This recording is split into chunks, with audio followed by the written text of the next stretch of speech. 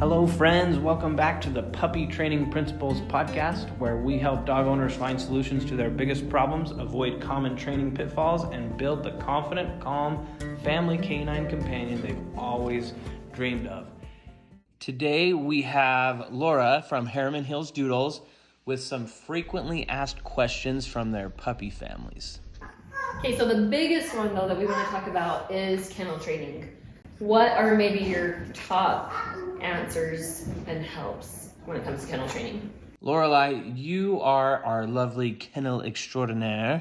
Do you want to take the first question? The number one thing is to do it. It's so important. So when I first started doing dog training, well, it was more like Jason first started doing dog training, and I had the dogs at home while he went to work. And I didn't know what to do with these dogs, and I felt bad about them being in the kennel. There was like an emotional thing there. I couldn't even look at them calmly laying in the kennel being happy and think that they were fine.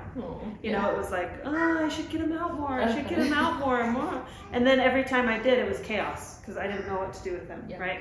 And I since learned how to work with them when they're out, but also coming to understand how important that kennel is for their mental health and for our family's benefit, and that they really need that kennel time, and it's really not just okay, it's good. Right. They need it. Yeah.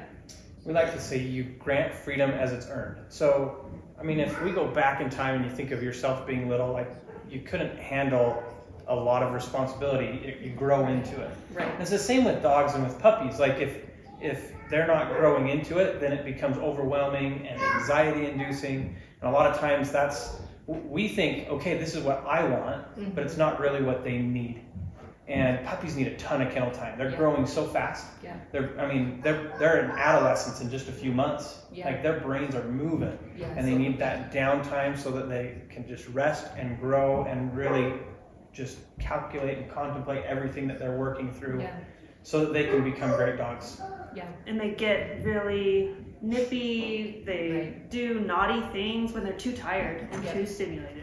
So they need that kennel time often throughout the day. People sometimes just think, well, I'll put them in it at night. Right. And so the only time they go in is this long stretch at night, and they see all this misbehavior and they don't understand what's going on. They need to practice during the day and have rest during the day. Think of a newborn if you were constantly just like talking with them and touching them and moving them. Keeping them awake. Not letting Not them sleeping sleep. in a good calm place that they're used to. Yeah, they become very irritable. Yes. So same with puppies. So then what is your best puppies tip? have teeth. Yes, razor sharp teeth. What is your best tip then if they get the puppy home and the puppy wails in their kennel? Because that to people is like, oh, okay, I'll get you out. But I've always told them that is the worst thing you can do. Don't get them out while they're wailing and whining. So how do they deal with that? It's always good to have kind of a plan when you come home. And if you haven't, that's okay. You can still work through this. But what we would do is we'll take a puppy, and the first thing we're going to do is we're going to bring it inside, and we're going to work on waiting at doors and going in the kennel with food and out and in and out and in and out. And we might do that for a half hour. Okay. Where they're going in and out, and maybe there's food involved. Just to get them in and out, closing the door, stepping back, and then coming and opening it so that it's like, okay, there's a way out of here. Right. We call those kennel games. Okay. Now, most dogs are going to struggle at first. They're used to being around a whole bunch of other dogs. This is their new family, and it's usually best just to kind of rip the Band-Aid off in that situation and say, here, this is what we're doing. If you take them out when they're whining, they just learn, hey, if I whine, that's how I get out of it. We want to teach them to get out, you got to be quiet. Yeah. And that's a huge, if you'll do that, it will change everything about the future and just make life so much better. So yes, we want to help them to learn, don't do that, come out and help them learn to, like, they're quiet and they get out. They're plying at the gate, don't get out, right? Yeah.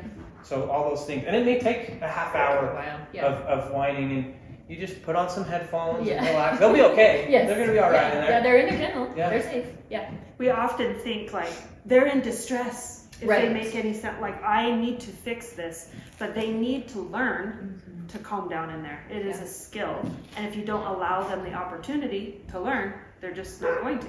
If we again relate it to kids. We have 8 kids. Yeah. But Oh, I do it all the time. It's like training a baby, right? Yeah. Letting Yeah. them soothe themselves. or even if every time my kid has a little hesitation with wanting to go to school, and I'm like, okay, we'll just stay home. Okay, just stay home. Yeah. Like they'd never learn to get through it. Right. You're gonna be fine. You know. Yes. Let's go and do it. Yes. Yeah, and they'll learn. So same with being in the kennel. You've just got to realize, tell yourself, this is good for them. This is good for them. Right. This is good for them. And then also that people often don't realize that our body speaks so much to a dog. Yeah. It matters a lot how you move your body. So you can talk to them with your body while they're in the kennel. Because that's a hard thing in the kennel. You can't interact with them as much. They're in the kennel. But you are communicating quite a lot with how you move. So if when they're calm, you move forward, okay, we're gonna get you out now. If they start to whine, start to do whatever they're doing that you don't want, step back. Okay. You know, like, no, that's not gonna get you out. Okay. Yeah. So, and it can become really big, like you're using your whole body that way. And then as they get better and more reactive, you can get even smaller with your hand. You know, as you go to open up the kennel and they start whining, or they start pawing, Yeah. You can even mark it with a word like that or a sound. I do Whatever. Yeah. I am a noisemaker. It can be really fun actually because you're seeing them learn Yes. that. Like like what Lorelai's saying is when like you're stepping toward them and if they start getting more amped up and you jump back, they'll be like, oh, that didn't work. Yeah. That's not. I want to get out, and so I should do what works. I'm going to hold still. Yeah. And just learning that sets that in the right direction so that you don't have to worry about them whining to get out. Yeah. Okay. And I had never put the two together because we do that all the time. Even before I put food down, if they're all jumping up, I will step back with the food dish and just wait and put my hands behind my back until they calm down, and then they sit, and then it's like, oh, good, now you can have your dinner, you know. But I had never oh, that's what everybody should do. I just did that. Yeah. Well, dogs are really good at that, right? Because they're an animal, and so they're saying, if I do this, then this happens. And they're very transactional. Yeah, they're building their world around that, and they just want to do what works. Right. And they're really good at figuring out which people will let them get away with what. Yeah. Oh, yes. Right? Yeah. Because it works. Yeah. So even when a dog comes and they have lots of aggression and they've got a big bite history. Right. Usually it's because it's worked. Yes. It's like this dog's nervous and somebody is reaching for it and they bite their hand and they run away and they're like, that's what I wanted, right? It wasn't even me. Right. It was just I like that. That worked out well. Yeah. And unlike a human, you can't be like, that was a bad choice. Here's why this is incorrect and unacceptable. Yes. We have to communicate in the moment, and we have to use our bodies in a way that they understand. Right. We can use that to our benefit then, right? Like we can say, all right, what you're doing is not going to get the result that you're wanting. Right. And then but then when you sit down, and then I'm going to give you that food, then they're going to say, oh, this is how I get what I want. This is what I want. We can see that with the puppy Charlie. Yes. Right? Yeah. We can see that with Charlie because Charlie, even with our little kids in here, Charlie's not really jumping up. No. For a young puppy, that's pretty awesome. Mm-hmm. Yeah. That she's just like, hey, I'll sit here because I want something or I want to interact, but I sit to get. I get that through sitting. Yes. And there's definitely a process to that, but it's an awesome way to start. Yeah. Good. Yeah, you're doing great. Good. Amazing. Yeah, good. Thank you. Another question regarding kennel training is, where is the best place to put it in your home? Do you put it where everybody's busy? Do you put them so they're secluded? Where do you put that? So we talk about a low traffic area, Okay. but not no traffic. Okay. So, and it can be dependent a little bit on your dog. There's kind of an art to this. Okay. So watch it, be observant, Okay. and be willing to move, but don't move them every hour. Like, well, that's what I was working. just gonna ask. That's Do not you working. just move them all throughout the day? Like maybe is your daytime kennel spot different than your nighttime kennel spot, or do If you you have a keep couple it of kennels, consistent? that's fine. Okay. But it's really good, like we talked about earlier, to give them time to process things Okay. and to just really lay down, sleep. They're going to sleep most of the day, Yes. Yeah. right? So they need that time to process, even if they're an older dog. Yeah. I had a call today from someone with a 4-year-old dog, Yeah. not using a kennel and having potty problems in their house. Oh, yikes. their dog needs to use the kennel more during the day Yes, as well, so yeah. that he can understand this is how I do this. Yes. Can you imagine having a 4-year-old dog that's not potty No. trained? That's what No. we don't want to see that happen. And so Yeah. I feel for people like that Yeah. because this process will get them there to start. Right. So we like a mud room. Okay. Sometimes it's a bathroom. Okay. Sometimes it's a front room, you know, in the Yeah. wing of the house. Yeah. Sometimes houses aren't very big and you do the best you can. I would really try hard, if I had to pick a no traffic area, I would pick a no traffic area over a bedroom. Oh, okay. Okay, so Okay. like a bedroom is not my favorite because mostly you're gonna see a lot of separation anxiety start to build up. Absolutely. Yeah. Because that's like Okay. where you sleep Yeah. and where you are. It's almost like they need to have their own bedroom. Bedroom, Like, okay. have their own space, Uh-huh. that they don't feel like they have to have you there, you know, throughout the night or whatever. Yeah. They can learn to handle things on their own. Okay.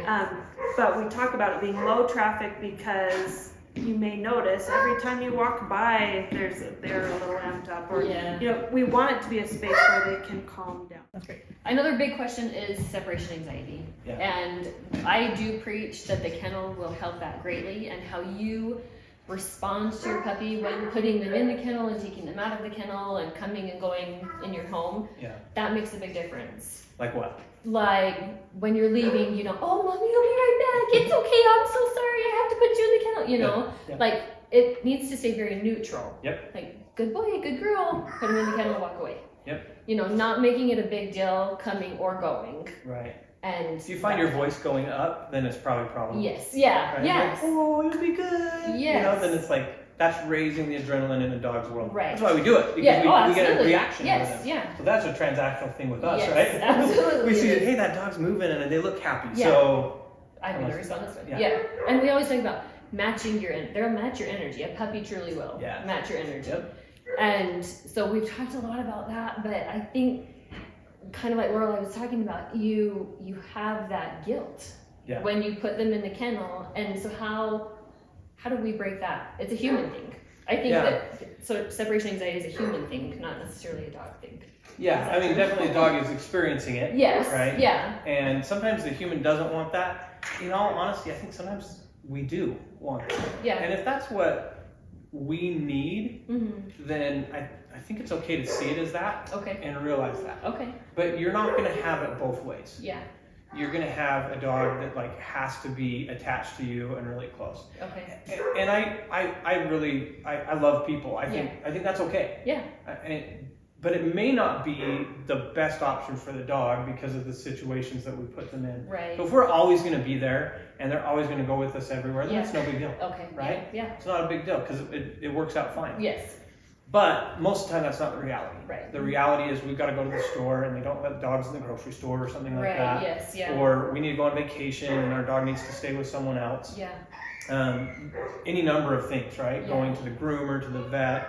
And there's going to be some anxiety. Yeah. So we're just trying to help prepare them and give them the skills they need so that they don't have a hard time with that, have a big reaction. Yeah.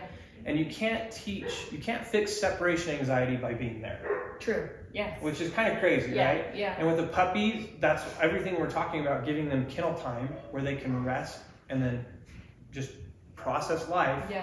gives them a chance to be alone and learn how to be alone. Yeah.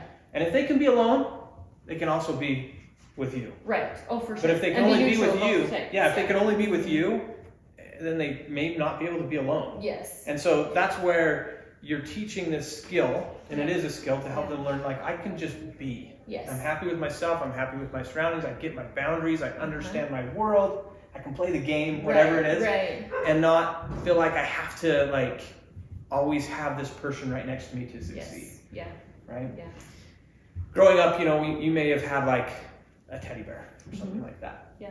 And that helped through that process. And dogs aren't really that different. It's okay for them to kind of be around us, but they also grow up a lot faster. Yes. So we have to give them those skills and work on those skills as they really grow through the first few months Yeah. so that they can get used to it. There's going to be separation anxiety For from, sure. from the litter. For sure. Right? Absolutely. Because that's what they're used to. Yes. That's their whole world, their Yes. whole 8 weeks or whatever, Yeah. 10 weeks of Yeah. life. Yeah. They know no And different. so 2 days away from them, they're like, my whole world's What the falling heck? apart. Yeah. That's my whole world. Yeah. But there's going to be a lot more time on the other end of that. Yes. And so we want to help them understand that it's, this is how you get what you want and play this game. Yeah. And it's just it's a wonderful thing when a dog can just be calm. Yes. I think that's one of the most beautiful Agreed. things. If you've trained, it's great to train tricks and it's great to train this or that, but it's teaching them to be calm that they're going to do for 95% of their life or more. Absolutely. That's what we want. We just want them to exist with us. Exactly. Yeah. So that's separation anxiety is huge. Okay. And are there things that they can do to help that? We have one family that took a puppy home, and again, he was great in his litter. Yeah. No problems being in his kennel, but he's with all of his buddies still. But since taking him home, she'll put him in there, and he just wails, and he makes himself throw up. Oh, poor guy. And so she's found a dog sitter for him, which is great, but that still gives him what he wants in being with a human, And so if it gives between 8 and 10 weeks, I might. I've done it both ways. You can go a little slower and it will take longer, and that's okay in my book. Okay. Or like we said before, you can rip off the Band-Aid and say, this is how it is. Okay. Now where he's working himself up, this is where the art comes in, where you say there's got to be some sort of correction. Right. Now in a kennel, there's not a lot you can do. Right. So that may be, and we talk about this in that kennel training challenge, like that might be opening the door and just saying no and shutting the door. So it's not a, hey, no, you're okay. Or but it's kind of like it being just stern and startling almost, or think about it this way. Like if you're kind of stuck in that rut and you're like, oh no, this is going on, this is happening. What if I never get out? Like maybe what's going through the puppy's mind, right? I could be here forever. I gotta yell louder because if I yell loud, then after 15 minutes they might come. Right. And if they've done it for like 15 minutes, half hour, an hour, and then we come, they just learn. I just have to keep at it. That's why you don't want to do that. But their energy level's up there, and they're nervous and they're scared. And what they don't understand is they need a pattern interrupt. Okay. Sometimes to get through that. Yeah. And that might be throwing a shoe at the kennel, because they don't like things coming toward their face. So it's not going to hurt them. Right. Because they're in the kennel. But it's going to hit the kennel and they're going to say, whoa. Yeah. And it gives them a chance to have enough interrupts that maybe they can just come down. And they're like, oh, that's what I needed. Okay. I needed to calm down. Yeah. So adrenaline begets adrenaline and it kind of builds. Yes. And sometimes we just need an interrupt. Okay.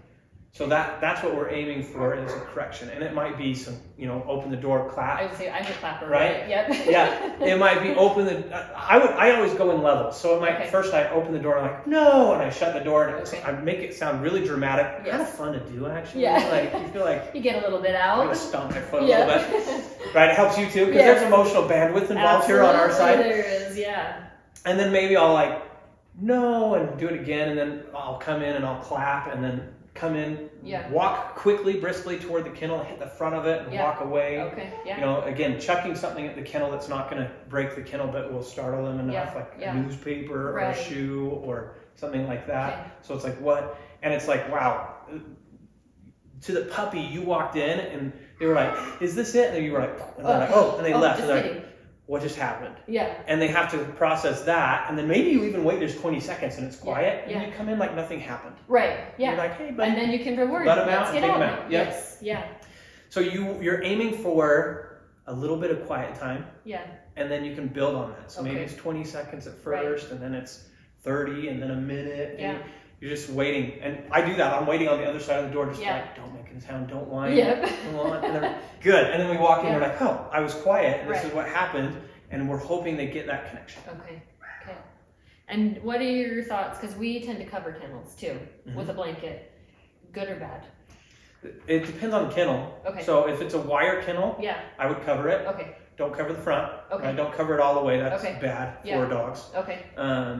But a lot of times, I use the plastic ones a lot. Okay.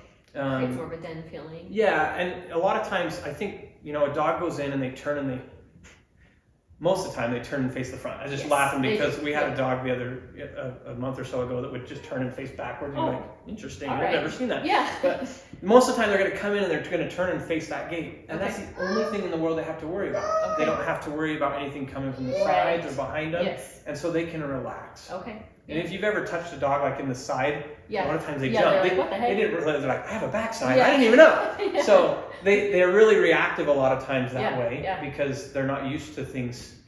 So having those areas blocked off mentally is huge for a dog to just be able to say, I can relax. Okay. And that's really the game over and over again, not just Yeah. with older dogs, but especially with puppies, because they're so good at adrenaline going up and down. Yeah. Is just to teach them that, okay, look, it goes up, this is how it goes down. And teach them how to just have the calm life. Yes. We're trying not to get into this red zone up here, and they're not going to have a problem being too low, except when they're sleeping, and they're going to sleep, and that's fine, and then they're going to come up. And then when they creep into that red zone, we want to help them say, oh, no, don't go there. Okay, yeah. Because it's too much. Yeah. And you'll see that with puppies all the time, like they'll get zoomies late at night because they have all this adrenaline, and they know the only way they know to burn it off is to run. Right? Yep. To just run. Yep. And they're like, I will not sleep the whole night if I don't do something. Right, yes. And if they're getting zoomies, then we're probably not using the kennel enough. Because we need to help them to be like, okay, here's how we bring this into check. Yeah, absolutely. Okay. Great questions. Those are Good, great yeah. questions. So they have one more that they wanted to touch on. This comes from a breeder, actually. Awesome. Wanting to know best ways to transition from strictly potty pad training to outdoor training. Because, I mean, we all do that, right? That's how you survive as a breeder. As a breeder, yeah. Is to potty pad train we started like 3.5, 4 weeks old. Yeah. And when we introduce kennels at about 5 weeks, that's when we start going from the kennel straight outside every time. Excellent. Is there another way though, like maybe they've been out for a little while, we then take them out also before we put them in the kennel, but how do we make that connection for the puppy? Like, okay, we're not going to potty on that anymore, we're only going to do this, like, or is that just kind of an age thing? Exactly what you said is awesome. Okay. And age has a part to play. Yeah.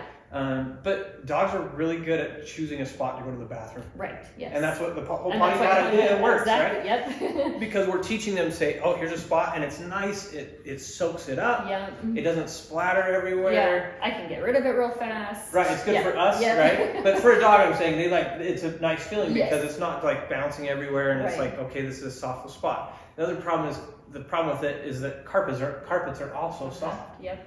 And so that's why we want to transition away from it. Right. So that way of saying, okay, we're going to take them out from the kennel, go right to the bathroom. Yep. And then we might, if they go to the bathroom, great, grant freedom as it's earned, do some things with them, and then come back maybe right before we go in again, we're going to try again. Yeah. And help them go in the kennel so that they can relax in the kennel. The other thing I would do, and this is a hard one for a lot of people, I would not put anything in the kennel. Okay. I wouldn't put a pad in there. Okay. Because again, if it's soft, we don't always get to see if they're going to the bathroom. Right, yeah. And it may just be like, well, it soaked it up, it's good. Yeah, fine, I can just sleep here. When you get dogs that sleep in the same area where they potty, like with dirty breeding and stuff like that, that is horrible stuff. Like that's a really hard thing and mental thing to fix later on. Okay. Yeah, it can be really challenging for a dog to figure that out because they're just used to laying in their own filth. Yes, yeah. And so just having and it can be really frustrating. I mean, potty training is a lot of work, but it's a lot easier to clean out when there's nothing in there. Absolutely. So doing it that way, and it makes it a little more miserable if it happens. But they for the dog, and they have their own, fur coat. Like there can be, it's soft in there. They're fine with it. Okay. So that's what I would suggest. What you're doing sounds awesome. Okay. I know some people will put in a doggy door for puppies, and for potty training a doggy door kind of gets in the way early on. Okay. But for a puppy, if it's just like, well, they're learning to go outside, that's great. Okay. When it comes to when they're at home now, we're trying to teach them to be good in the kennel and in our house. Yeah. Then you just have a door, then they just learn to go outside, and they may come inside and go to the bathroom. Right. Yeah. So we don't want that for the first year or so. Tool. Yeah, first year or so of being home. Okay. But it's great for breeders. Yes. And it's great later on. Yeah. Okay. I wish I had a doggy door for my dog. Yeah. Well, I do too. We planned it. It's planned. It's good. Because my dog's 8, she can totally hold it, but she could just go out on her own and go to the bathroom. It'd be awesome. Yeah. Okay, that's good to know. Those are our questions. Thank you, Laura, for your time. Just shout out to Harriman Hills Doodles. You can find all of their links down in the show notes, and you can go to their website to check out their super cute puppies.